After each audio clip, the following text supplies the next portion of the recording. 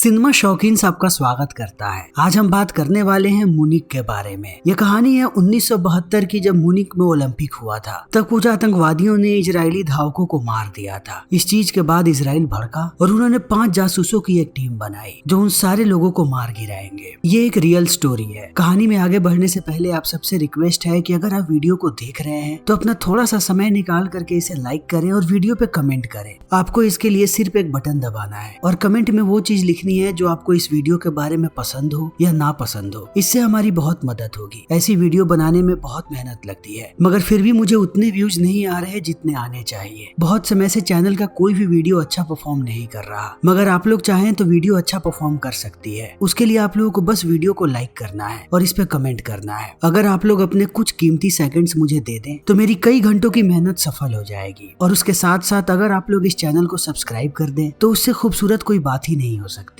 कहानी की शुरुआत होती है और हमारे सामने जर्मनी का दृश्य आता है और ये जगह है मुनिक। और 1972 के ओलंपिक की शुरुआत हो चुकी है। तभी हम 8 लोगों को देखते हैं। ये 8 आतंकवादी हैं और इनके गिरोह का नाम है ब्लैक सितंबर। जैसे ये लोग अंदर घुसते हैं, इन्हें इजराइल के 11 खिलाड़ी मिल जाते हैं। फिर ये सबको अगवा करके लेकर के चले जाते हैं यहाँ से दूर। फिर वो अपनी मांग रखते हैं इजराइल गवर्नमेंट के सामने। वो कहते हैं कि वहाँ के जेल में फिलिस्तीन के 234 कैदी हैं। अगर तुम लोग उन सबको रिहा करोगे तभी हम इन्हें रिहा कर पाएंगे। तब इस बात को सुनने के बाद पूरे इजराइल में अफरा तफरी का माहौल बन जाता है। यहाँ के पॉलिटिशियन सोचने लगते हैं कि उन्हें क्या करना चाहिए। वो किसी भी निर्णय पे नहीं पहुँच पा रहे हैं। किसी भी कीमत पर वो लोग नहीं चाहते कि वो 234 कैदियों को छोड़े और इससे अफरा तफरी का माहौल बढ़ने लगता है। थोड़े समय के बाद मीडिया के द्वारा सबको पता लगता है कि जिन 11 प्लेयर्स को उन लोगों ने बंधक बना करके रखा था, उनमें से 3 प्लेयर्स को उन्होंने कब्जा मार दिया है। और इस चीज से और भी ज्यादा तनातनी का माहौल बढ़ने लगता है। अब जर्मनी की सरकार भी परेशान है क्योंकि इजराइल की सरकार जल्दी कोई एक्शन ले नहीं रही है और हर तरफ डर का माहौल है। अंदर जो ब्लैक सितंबर के मेंबर्स हैं वो भी एक वक्त के बाद परेशान होने लगते हैं और समझ जाते हैं कि इजराइल उनके कैदियों को नहीं छोड़ने वाला। तब वो एक नई योजना बनाते हैं और जर्मनी की सरकार से कहते हैं कि हमें बस एक मदद चाहिए, हमारे लिए प्लेन्स की व्यवस्था करो जिससे हम लोग तो यहाँ से जाएंगे ही, अपने साथ साथ इन 8 इजरायलियों को भी लेकर के जाएंगे। इससे सब कुछ शांत हो सकता है। जर्मनी उनकी बात मान जाता है। इनके लिए प्लेन्स की व्यवस्था भी हो जाती है, मगर जर्मनी ने अपने निशानेबाजों को लगा करके रखा है एयरपोर्ट पे कि जैसे ही ब्लैक सितंबर वाले आगे आए वो उन सबको मार गिराएं। फिर ऐसा ही होता है। जैसे ही वो लोग एयरपोर्ट पे नजर आते हैं उन पे अंधाधुंध गोलियां चलने लगती हैं। तब वो लोग गुस्से में आकर के 8 इजरायली प्लेयर्स को मार देते हैं। तब तक जर्मनी की सेना इन 8 लोगों में से 5 लोगों को मार गिराती है, मगर 3 ब्लैक सितंबर के मेंबर्स अभी भी जिंदा हैं, जिन्हें वो लोग गिरफ्तार करके अपने पास रख लेते हैं। मगर अब पूरा का पूरा इजराइल शोक मना रहा है। उनके देश के जो सबसे बेहतरीन 11 प्लेयर्स थे वो अब मारे जा चुके हैं। पूरा देश अब शोक में डूबा हुआ है और इजराइल इस बात को कभी नहीं भूलेगा। तब हम देखते हैं इजराइल की सबसे बेहतरीन एजेंसी को, जिसका नाम है मोसाड। मोसाड अपने काम पे लगा हुआ है। वो ब्लैक सितंबर के बारे में सारी चीजें पता करवाता है कि इस मिशन में कितने लोग शामिल थे। तब उनके सामने 11 लोगों का नाम आता है जिन्होंने इसकी प्लानिंग की थी और अंजाम देने तक साथ दिया था। वो इन सारी चीजों को लेकर के पहुंचते हैं इजराइल के प्रधानमंत्री के पास, जो बहुत ही ज्यादा गुस्से में है। वो सबको कहती है कि पूरी दुनिया अपने खेल में व्यस्त है, पूरी दुनिया अपने देश का नाम करने के लिए वहाँ पर गई थी, लेकिन हमारे खिलाड़ियों ने वहाँ पर जान दे दी। अब समय आ चुका है कि हम पूरी दुनिया को दिखाएं कि हमसे कोई भी पंगा नहीं ले सकता। ये जितने भी 11 लोग हैं इनमें से कोई भी जिंदा नहीं बचना चाहिए। ये सारे लोग टीम बनाने में लग जाते हैं। सबसे पहले इजराइल का आर्मी जनरल पहुंचता है मोसाड के सबसे बेहतरीन जासूस के पास, जिसका नाम है एवनर कॉफमैन। वो उसे अपनी गाड़ी में बैठाता है और पूरी बात बताता है कि उसे एक मीटिंग के लिए चलना है। तब एवनर को सीधा पेश किया जाता है प्रधानमंत्री के सामने और पूरी बात बताई जाती है कि यह मिशन कितना ज्यादा महत्वपूर्ण है पूरे देश के लिए। अगर एवनर इस मिशन में शामिल होता है तो उसे हर जगह से अपने नाते रिश्ते तोड़ने पड़ेंगे। उसे इस देश को छोड़ करके जाना पड़ेगा लंबे समय के लिए। वो अपने परिवार से कांटेक्ट नहीं कर सकता और ना ही किसी को बता सकता है कि वो कहाँ जा रहा है। इस मिशन पे कुछ भी हो सकता है। अब एवनर भी कंफ्यूज है। वो देखता है प्रधानमंत्री की तरफ। सारे लोगों को लगता है कि प्रधानमंत्री इस चीज से दुखी नहीं है क्योंकि वो लोगों के शोक सभा में सम्मिलित नहीं हुई थी। तब वो बताती है कि मेरी बहन की मृत्यु हो गई, इसीलिए मैं अपनी बहन के अंतिम क्रियाक्रम में गई थी, लेकिन मुझे अपने देश से कितना प्यार है वो सिर्फ मैं जानती हूँ। किसी भी कीमत पर इस मिशन को अंजाम देना है। इतना कह करके वो चली जाती है। तब बाकी लोग एवनर को कहते हैं कि तुम्हारे पास 1 दिन का वक्त है, इसके बारे में सोचो और आकर के हमें बताओ कि तुम क्या करना चाहते हो। एवनर चला आता है अपने घर पे। अगले दिन उसके घर पे एक और आदमी आता है जिसका नाम है इफ्रेम। इफ्रेम कहता है कि इस पूरे मिशन की जिम्मेदारी मेरे ऊपर है, अगर तुम हाँ कहते हो तब तुम्हें हैंडल करने का काम मैं ही करूंगा। उससे पहले मैं तुम्हें बता देना चाहता हूँ कि हमारे प्रधानमंत्री पे पूरा देश गुस्सा है। सबका मानना है कि उन्होंने उन लोगों की मांगे पूरी क्यों नहीं की। उसके साथ साथ वो शोक सभा में भी शामिल नहीं हुई, लेकिन मुझे पता है कि वो क्या करना चाहती है और अब समय आ चुका है सबको मुंह तोड़ जवाब देने का। अगर तुम हाँ कहते हो तब ये देश तुम्हारे हर एक चीज को याद रखेगा। एवनर मान जाता है। फिर वो अपनी पत्नी से बात करता है कि उसे थोड़े समय के लिए बाहर जाना है, जिसका नाम है डेफना। डेफना मान जाती है। एवनर अपने सारे काम में लग जाता है कि अधूरे कामों को पूरा कर दे। वो मोसाड से इस्तीफा भी देता है ताकि दूर दूर तक किसी को पता ना हो कि वो मोसाड में काम करता है। सारे लोगों की नजरों में अब वो एक बेकार आदमी है। इसके बाद इफ्रेम उसे पूरी जानकारी देता है कि हमारे पास 11 फिलिस्तीनियों का नाम है जो इस मिशन में शामिल थे। तुम्हें उन 11 के 11 लोगों को मारना है यूरोप जा करके, और जब तक ये मिशन कंप्लीट नहीं हो जाता तुम वापस नहीं आओगे और तुम हमसे कभी भी कांटेक्ट नहीं करोगे जब तक हम नहीं चाहते। अगर वहाँ पर कुछ भी होता है तब तुम हमारे लिए अनजान हो। तुम्हें हमारे तरफ से सिर्फ और सिर्फ पैसे मिलेंगे। तुम्हारे अलावा इस टीम में 4 लोग और हैं जो अपने अपने काम में माहिर हैं। इन सबको तुम हैंडल करोगे। अब एवनर यहाँ से निकल पड़ता है। जब वो प्लेन के अंदर होता है तब उसे याद आता है कि उन 11 प्लेयर्स को कितनी बेरहमी से मारा गया था। इस बात को याद करने के बाद वो अपनी शादी की अंगूठी निकाल करके जेब में रख लेता है। जैसे ही वो लैंड होता है उसकी मुलाकात होती है बाकी 4 लोगों से, जिनका नाम है स्टीव, कार्ल, रॉबर्ट और हांस। ये सब लोग एक साथ काम करना शुरू कर देते हैं। एवनर अगले ही दिन अपने काम पे लग जाता है और पहुंचता है एक आदमी के पास जो इन 11 लोगों की जानकारियां उसे देगा, मगर बदले में वो मोटी रकम मांगता है। हर एक आदमी के लिए वो अलग पैसे लेगा। एवनर उसे पैसे देने के लिए राजी हो जाता है और कहता है कि जिन 11 लोगों को तुम ढूंढ रहे हो उनमें से एक बंदा अभी इसी शहर में है, यानी रोम में। वो एक ट्रांसलेटर का काम करता है। तब हमें पता लगता है कि उसका नाम है वाइल्ड वेटर। इनके पास अब इस आदमी की पूरी जानकारी है। ये लोग उसका पीछा करना शुरू कर देते हैं कि कब ये लोग उस पर हमला कर सकते हैं। इन्हें पता लगता है कि रोज ये आदमी घर का सामान लेने के बाद अपने घर की तरफ जाता है, मगर लिफ्ट के लिए नीचे रुकता है। लिफ्ट के अलावा ये कुछ भी नहीं लेता ऊपर जाने के लिए। ये लोग लिफ्ट में जाकर के इंतजार करने लगते हैं। जैसे ही वो सामने आता है हम देखते हैं कि उसके सामने एवनर और रॉबर्ट खड़े हैं। ये दोनों उससे एक साथ पूछते हैं कि क्या तुम्हारा ही नाम वाइल्ड वेटर है। वो कहता है कि हाँ। इस बात को सुनते ही वो लोग अंधाधुंध गोलियां चलाते हैं और गोलियों से उसे छल्ली करके मार देते हैं। उन्होंने अपने पहले टारगेट को मार दिया। फिर यहाँ से निकल जाते हैं। जिस आदमी ने इन्हें विल की जानकारी दी थी वो अपने साथी को भेजता है एवनर के पास, जिसका नाम है लुइस। लुइस आगे की बात बताता है कि वो लोग आगे के लोगों के बारे में कैसे जानकारियां निकालेंगे। तभी एवनर आता है घर पे। सारे लोग परेशान हैं। टीवी पर जैसे ही ये लोग न्यूज देखते हैं इन्हें पता लगता है कि जो 3 कैदी जर्मनी में थे उन्हें छुड़ाने के लिए उनके साथियों ने एक प्लेन को हाईजैक किया और तब जर्मनी को मजबूर कर दिया कि वो तीनों को छोड़े, और जर्मनी ने तीनों को रिहा भी कर दिया और वो तीनों अभी लीबिया में खुशियां मना रहे हैं। इस चीज को देखने के बाद स्टीव बहुत ही ज्यादा गुस्सा हो जाता है और अपने साथियों को कहता है कि हम यहाँ पर क्या कर रहे हैं। असली कातिल यही तीनों है। हमें लीबिया चल करके उन्हें मार देना चाहिए। एवनर कहता है कि हम ऐसा नहीं कर सकते। हमें बताया गया है कि हम यूरोप से बाहर कुछ भी नहीं करेंगे। हमारा अगला टारगेट महमूद नाम का आदमी है। हमें सिर्फ अभी उस पर फोकस करना है। अब रॉबर्ट एक रिपोर्टर बन करके पहुंचता है महमूद के पास और उसका इंटरव्यू लेने लगता है। तब महमूद बताता है कि आखिर वो लोग इजराइल से इतना नफरत क्यों करते हैं, क्योंकि इजराइल ने उनकी जमीनों को हड़पा और अपने ही देश में उन्हें रिफ्यूजी बना दिया। तब से वो सारे लोग इजरायलियों से नफरत करने लगे। अभी उसकी बातें चल ही रही होती है तभी यहाँ पर महमूद की पत्नी आ जाती है और कहती है कि ये लड़ाई कब तक चलती रहेगी। इन बातों को सुनने के बाद रॉबर्ट कहता है कि क्या मैं आप लोगों का फोन इस्तेमाल कर सकता हूँ।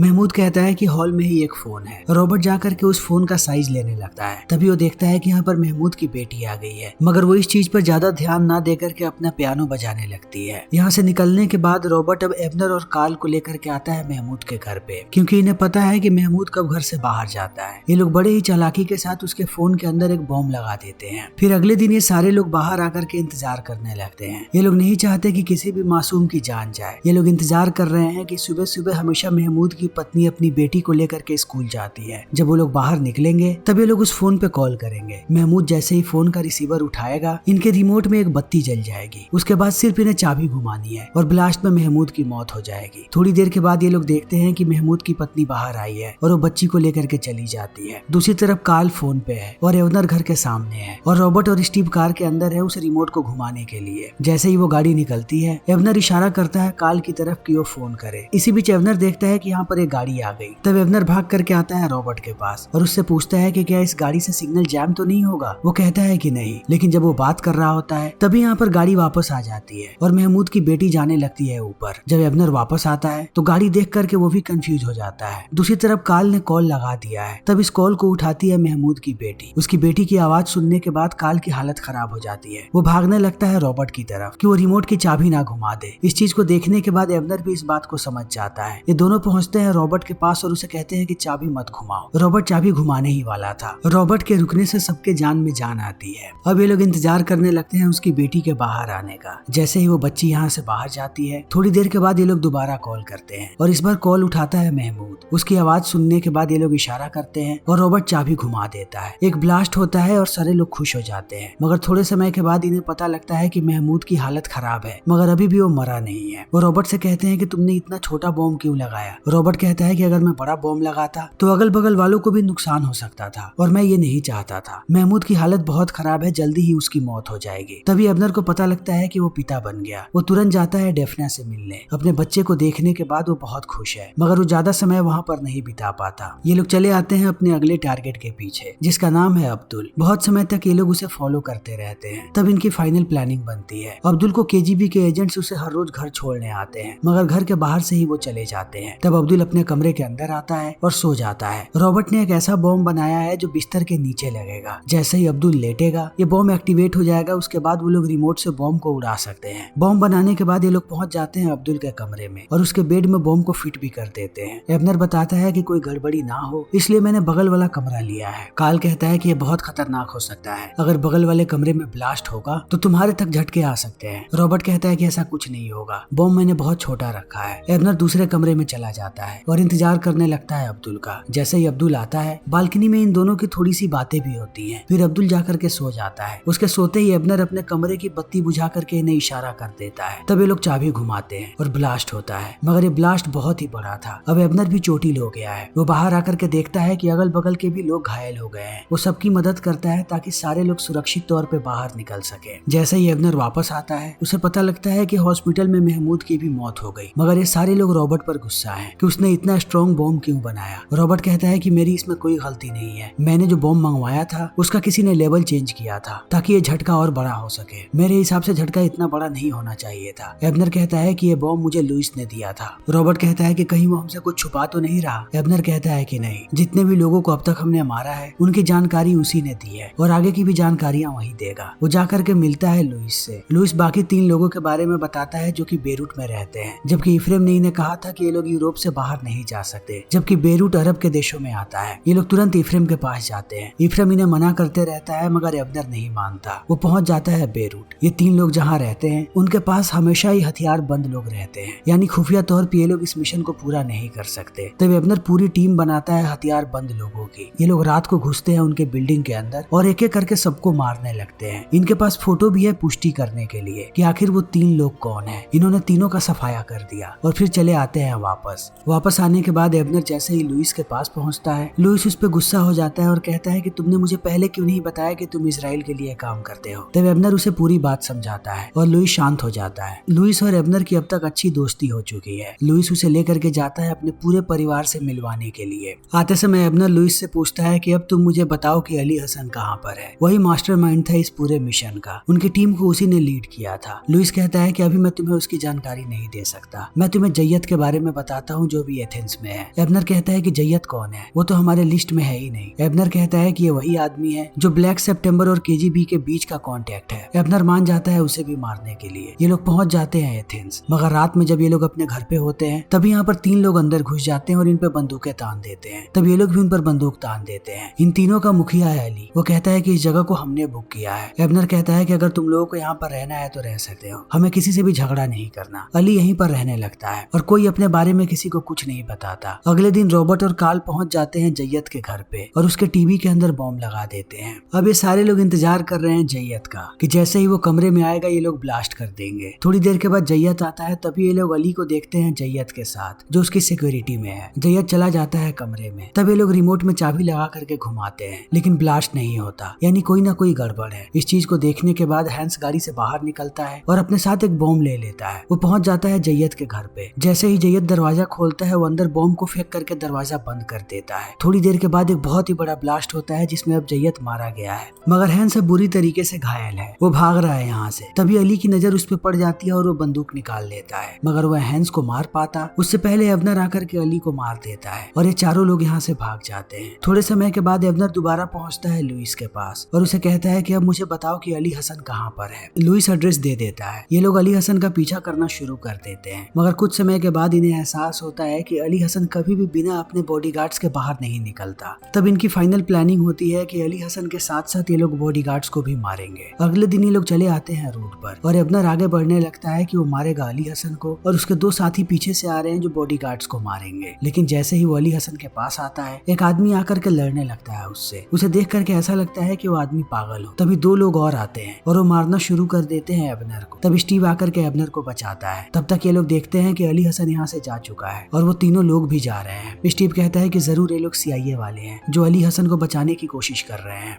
मगर अभी भी ये लोग हार नहीं मानने वाले। यहाँ से निकलने के बाद एबनर जब एक बार में बैठा होता है, तब एक लड़की आकर के उस पे लाइन मारती है। एबनर जाने लगता है यहाँ से। तभी वो देखता है कि कार्ल बार में ही आ रहा है। वो उसे आगाह करता है कि अंदर एक लड़की है जिससे तुम दूर रहना। फिर वो सीधा कॉल करता है अपनी पत्नी को और पहली बार अपने बच्चे की आवाज सुन करके रोने लगता है। उसे घर जाना है, मगर याद आता है कि उसके देश के खिलाड़ियों को कितनी बेरहमी से मारा गया था। वो बिना उनका बदला लिए वापस नहीं जा सकता। वो आता है अपने कमरे से बाहर। तभी वो देखता है कि कार्ल के कमरे से उसी लड़की की खुशबू आ रही है, मगर दरवाजा खुला हुआ है। वो जैसे ही अंदर जाता है, देखता है कि कार्ल मर गया, यानी उस लड़की ने उसे मार गिराया। ये लोग अगले दिन पहुंचते हैं लुइस के पास। लुइस के साथ अब उसके पिता भी हैं। वो लोग उस लड़की का पता बता देते हैं और इन्हें आगाह करते हैं कि शायद दुश्मनों को तुम्हारे बारे में पता लग गया है, तुम लोगों को यहाँ से भाग जाना चाहिए। वो एक एक करके तुम लोगों को मार रहे हैं, मगर ये लोग रुकने वाले नहीं है। उस लड़की के पते पर पहुंचते हैं और उसे भी मार गिराते हैं, मगर इनकी मुसीबतें अब बढ़ती जा रही हैं। रात में जब एबनर सो रहा होता है, तभी स्टीव आता है उसके पास और कहता है कि हांस अभी तक घर नहीं आया। ये लोग उसे ढूंढने चले जाते हैं। थोड़ी देर के बाद पुल के किनारे इन्हें हांस मिलता है, मगर अब उसकी भी मृत्यु हो चुकी है। इस चीज को देखने के बाद कहीं ना कहीं एबनर टूट जाता है और रात भर सो नहीं पाता। वो अपने पूरे कमरे को चेक करते रहता है कि कहीं कोई बॉम्ब तो नहीं लगा। तभी दूसरी तरफ हम रॉबर्ट को देखते हैं जो बॉम्ब बना रहा है। तभी उसके घर में एक ब्लास्ट होता है और रॉबर्ट की भी मौत हो जाती है। इस खबर को सुनने के बाद एबनर बहुत परेशान है। अब सिर्फ वो और स्टीव ही जिंदा बचे हैं। उनके 3 साथी मारे गए, मगर अभी भी ये लोग अपने मकसद से पीछे नहीं हटना चाहते। रात को स्टीव और एबनर पहुंच जाते हैं अली हसन के घर के सामने। वहाँ पर एक पार्टी हो रही है। इनके हाथ में बंदूक है जिससे ये लोग अली हसन पे निशाना लगा रहे हैं। तभी उसका एक गार्ड इन्हें देख लेता है। स्टीव को मारना पड़ता है उसे, मगर गोली की आवाज सुनने के बाद अब इन पर चारों तरफ से गोलियां चल रही हैं। ये लोग यहाँ से भाग जाते हैं। अब एबनर भी इस मिशन से थक चुका है। वो वापस चला आता है इजराइल। उसे 2 आर्मी ऑफिसर्स पिक करते हैं और कहते हैं कि हमें आप पे गर्व है। वो आर्मी के जनरल से भी मिलता है, वो भी उसकी तारीफ करते हैं। तब एबनर की मुलाकात होती है उसकी माँ से। वो उसे कहता है कि क्या आपको पता है कि मैंने क्या किया है? उसकी माँ कहती है कि तुमने क्या किया है हमें नहीं जानना, बस मैं इतना जानती हूँ कि तुमने अपने देश के लिए बहुत बड़ा काम किया है, जिससे हम सबको तुम्हारे ऊपर गर्व है। अब एबनर अपनी पत्नी और बच्ची को लेकर के ब्रुकलिन चला जाता है। उनके साथ वो अच्छा समय बिता रहा है। तभी एक दिन उसे एहसास होता है कि कोई उसका पीछा कर रहा है। वो सीधा कॉल करता है लुइस के पिता को और ये बातें बताता है। लुइस के पिता कहते हैं कि अगर तुम्हें लगता हो कि तुम्हारी जानकारी हम किसी को लीक करेंगे तो हमारी तरफ से तुम आश्वस्त हो जाओ। मैं तुम्हारे बारे में मर जाऊंगा लेकिन किसी को नहीं बताऊंगा। इस बात को सुनने के बाद अब एबनर गुस्से में पहुंचता है इजराइल एम्बेसी में और कहता है कि इफ्रेम को बोलो कि मेरा पीछा ना करे। इस बात को सुनते ही इफ्रेम आकर के मिलता है एबनर से और कहता है कि तुम्हें ऐसा क्यों लगता है कि हम तुम्हारा पीछा करेंगे? तुमने अपने मिशन को बखूबी अच्छे तरीके से निभाया। ज्यादातर लोगों को तुमने मार गिराया, लेकिन तुम अली हसन को नहीं मार पाए, जिसे अब हम मारेंगे और बचे हुए लोगों को हम कभी जिंदा नहीं छोड़ेंगे। एबनर कहता है कि इन सब से क्या हासिल हो जाएगा? हमने इतने लोगों को मार दिया मगर उनकी जगह अब किसी और ने ले ली है। ये लड़ाई कभी खत्म नहीं होगी। इफ्रेम कहता है कि यही बात मैं तुम्हें समझाना चाहता हूँ कि ये लड़ाई कभी खत्म नहीं होगी। हमें हमेशा ही लड़ते रहना पड़ेगा, तभी हमारा वतन सुरक्षित रहेगा। मैं इतना चाहता हूँ कि तुम इस जगह को छोड़ो और अपने वतन वापस आओ और मोसाड के लिए काम करना शुरू कर दो। मगर एबनर मना कर देता है। इस बात को सुनने के बाद इफ्रेम यहाँ से चला जाता है और ये फिल्म यहीं पर खत्म हो जाती है। किसी भी इंसान को मारना एक बहुत बड़ी बात होती है और अगर आप एक अच्छे इंसान हैं तो वो गिल्ट आपको पूरी जिंदगी सोने नहीं देगा और एबनर के साथ यही हुआ है। और अब कहीं वो पूरी जिंदगी गिल्ट में रहेगा। हर वक्त उसे डर सताएगा कि कोई उसके पीछे आ रहा है। जैसे उसने बाकी लोगों को मारा, कोई उसे भी मार देगा और उसका पूरा का पूरा परिवार अनाथ हो जाएगा। दोस्तों, ये फिल्म एक सच्ची घटना पर आधारित है। तो इसी के साथ हमारी आज की ये वीडियो यहीं पर खत्म होती है। अगर आपको हमारी ये वीडियो पसंद आई हो तो इसे लाइक करें, शेयर करें और चैनल को सब्सक्राइब करें। Thank you.